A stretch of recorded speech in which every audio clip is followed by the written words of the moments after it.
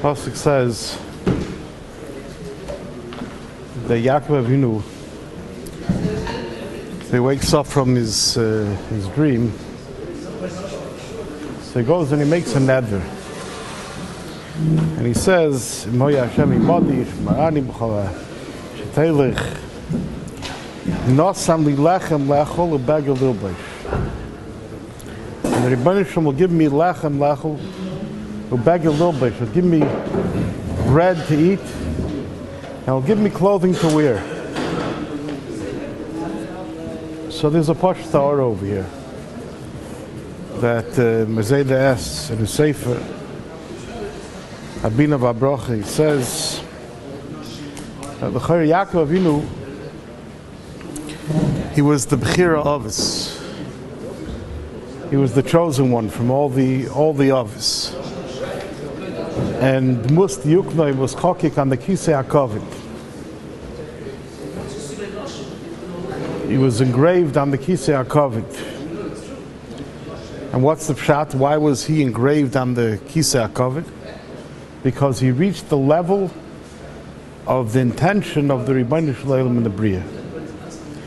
The Rebbeinu Shalom, when he created the Bria, he wanted that the world should be with Midas Adin. It says that eventually he realized that the world is not going to be able to sustain itself with Midas Adin. So therefore, he was mishtatif in the Bria, Midas Harachamim. But Yaakov Avinu, who was mekabel on himself, that he was going to live with Midas Adin, like we see it says, V'haya Hashem li le'lekim, that he was mekabel on himself to live with Midas Adin. So then he was zeicha that it was Must Yuknoi was chokik on the Kisei HaKavod. And could be the reason why he was zeicha that he was chokik on the Kisei HaKavod was because the Kisei HaKavod is one of the things which was koydem bria. So it means that was created with the intention of din. So Mele Yaakov Avinu was zeicha that his Must Yuknoi was chokik on the Kisei HaKavod. But the Rebbeinu Shalom had the form of Yaakov Avinu engraved on the Kisei HaKavod, that it should be as a symbol, should be a sign for all of us that we should see how great a level a person can reach. Yaakov Avinu, we know, was the Amud HaTorah, that was the greatest of the three Amudim. And we also know that Yaakov Avinu he learned in Yeshiva Shem Ve'ever for 14 years, and didn't sleep day and night, 14 years straight. So, about the Yaakov Avinu goes to sleep after all of this, and what's Yaakov Avinu going to dream about when he goes to sleep? Yaakov Avinu, when he goes to sleep, is going to dream about Sulamut Tzavart Tzavareishim Magia Shemaima. He's going to dream about how great a person can, what a great level a person can reach. Sulamut Tzavart, that despite the fact that a person is grounded over here in this world, but Roisha Magia Shemaima, it's endless to how great of a level a person could accomplish. Ad Kedei Kach, the Yaakov Avinu reached the Kisei HaKavod. He says that my Zayda brings down, he says that he had a chavusa that was miageya limrat Torah, and to the extent that when he went to sleep at night with Akasha, sometimes he would come back the next morning and he would say that in his dream he came out with the parrots. That's what Mazeda writes about his chavusa. So I'll tell you that Mazeda himself, when they were wheeling him into surgery, they were handling a pshat and a shayla and learning, and when he came out of surgery, he said a teretz. So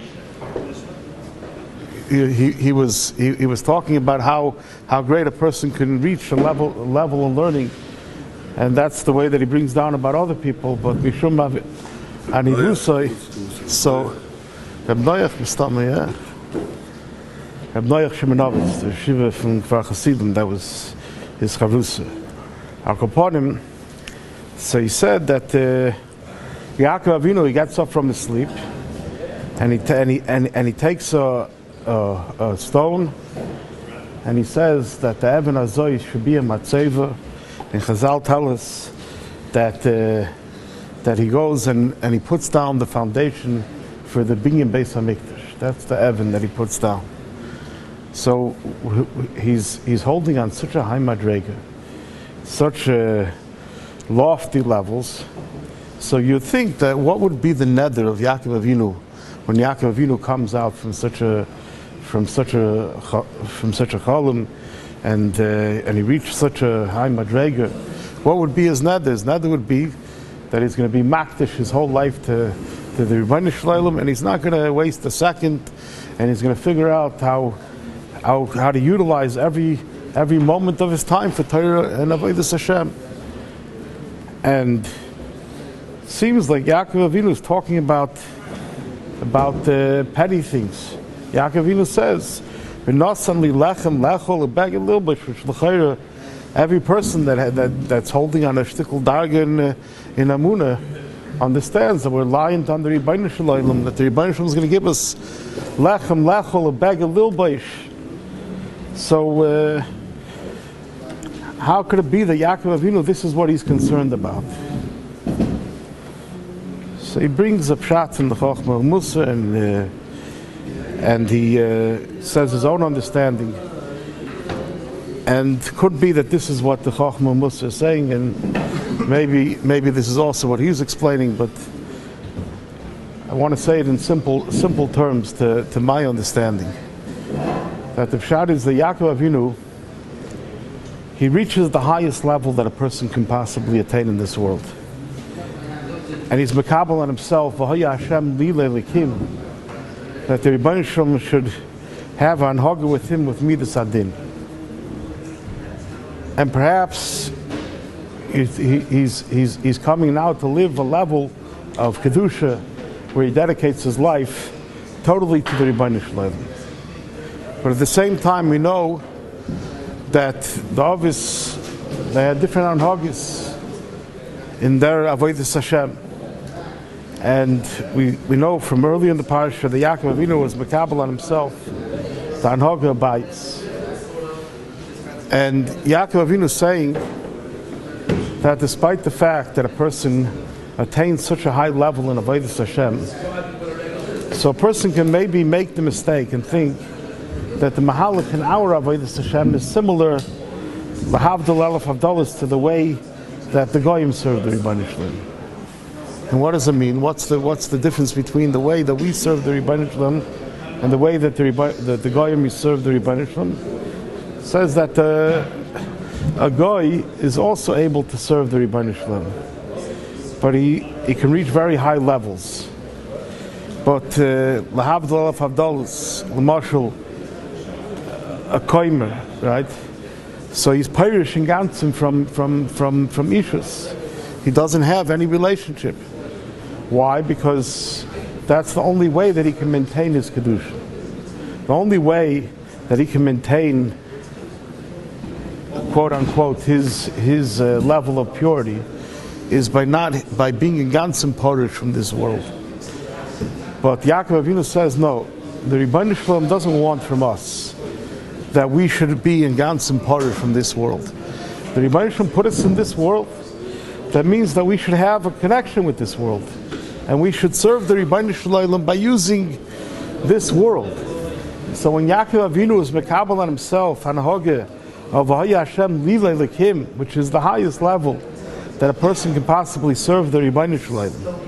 But at the same time, Yaakov Avinu says, no, I'm not serving the Rebbeinu Shalom without having any shaychus with this world. Fakert, the avodah is I'm in this world, and I should utilize this world to be mekadosh, this world, and utilize everything in this world to serve the Rebbeinu Shalom. V'nosan li lechem lechol lebegel lilbish. The Rebbeinu Shalom should give me lechem lechol. I'm a human being. I need food. I need to sustain myself. I need to be able to work. I need to be able to make up parnasa. I need to be able to eat. I need to be able to drink. But at the same time, I understand that the lechem lechol, the begel lilbish, is just a chatimtza how to serve the Rebbeinu Shalom. I'm going to be mekadesh all the things that are available to me in this world. And that was the difference between Yaakov and Esav. The Shiva mentioned yesterday when he spoke, Burin, when he spoke, and he said the difference between Yaakov and Esav was that Esav utilized his Dvarim Shebekdusha as an oifen to get materialism. And Yaakov utilized materialism as an oifen for Dvarim Shebekdusha. Yaakov took an Azir Adashim and he utilized it to get Bechayra.